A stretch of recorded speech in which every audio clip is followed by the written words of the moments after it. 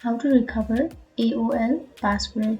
So if you want to recover your AOL password, then first of all open up a browser, any browser that you are comfortable with, and I'm here with Chrome browser.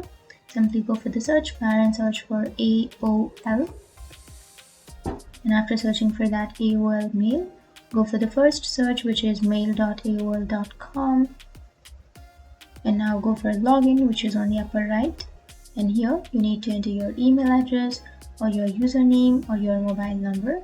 So simply enter that and then click on next, and now you need to enter your password.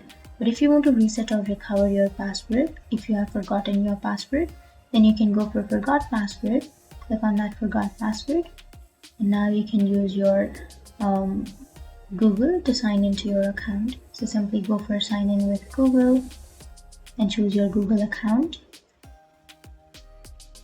and click on continue, and now you need to enter your mobile number, and after that you will receive a 6-digit code to your mobile number. Simply enter that code here and click on verify phone number, and now you have successfully verified your email address and your phone number. Now you can go for looks good.